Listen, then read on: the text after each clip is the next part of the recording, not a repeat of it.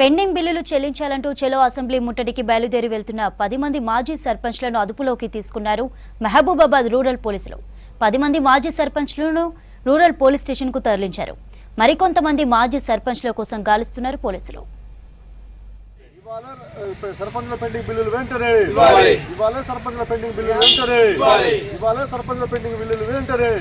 సర్పంచ్ల పట్ల రాష్ట్ర ప్రభుత్వం ఉండి వైఖరి. సర్పంచులు స్వతంత్రంగా ఎన్నికతో డైరెక్ట్ ఏకగ్రీవంగా అంటే నేరుగా సర్పంచ్ ఎన్నికతో గెలిచేది ఒక సర్పంచ్ మాత్రమే. మిగతా వాళ్ళు ఏది కూడా సీఎంతో సహా ఇంకో అంటే ఎమ్మెల్యేలు మెజార్టీ ఇస్తేనే సీఎంని ఎన్నుకుంటారు. కానీ సర్పంచ్ మాత్రం డైరెక్ట్ ఓటు బ్యాంకుతో గెలిచేదే సర్పంచ్.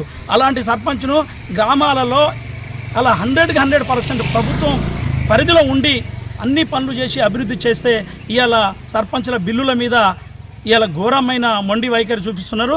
నేను ఒకటే చెప్తున్నా, మేము సర్పంచ్ల ఫోరం తరఫున మేము సీరియస్గా అంటున్నాం.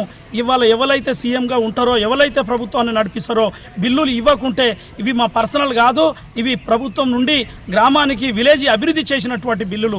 దానికి ఒక రికార్డు, దానికి ఒక సిస్టమ్, దానికి ఒక ప్రభుత్వం ఒక పద్ధతి అవన్నీ ఉన్నాయి. ఇవాళ మీరు ఇవ్వకుండా దోపిడీ చేసుకుంటూ ఎక్కడోళ్ళక్కడ మీ మంత్రులు మీరు మీ గతంలో ఉన్నట్టు బిల్లులు లేని ఉన్నాయి అన్ని సృష్టించి దొబ్బుతున్నారు. సర్పంచ్ల బిల్లులు తక్షణమే ఇవ్వకుంటే అసెంబ్లీ ముట్టడి చేస్తాం. పోలీసులు అందరూ కూడా అక్రమంగా మమ్మల్ని పోయే వాళ్ళందరినీ కూడా అరెస్ట్ చేసి ఇలా పోలీస్ స్టేషన్లో నిర్బంధించారు. ఇది చాలా తీవ్రమైనటువంటి చర్చ. ఎందుకంటే రేవంత్ రెడ్డి రాష్ట్రంలో ఉన్నటువంటి సర్పంచులు, మాజీ సర్పంచులు అనేకమైనటువంటి లక్షల రూపాయలు పెట్టి ఇలా గ్రామాల అభివృద్ధి కోసం మేము అందరం కష్టపడి పనిచేసినాం. ఇవాళ లక్షల రూపాయలు కూడా అప్పులు తెచ్చి ఇలా గ్రామాలను అభివృద్ధి చేస్తే మాకు ఈరోజు ఆ బిల్లులు చెల్లించకుండా మా జీవితాలతో ఆడుకుంటున్నాడు. కాబట్టి తక్షణమే ఈ రాష్ట్ర ప్రభుత్వాన్ని మేము డిమాండ్ చేస్తున్నాం.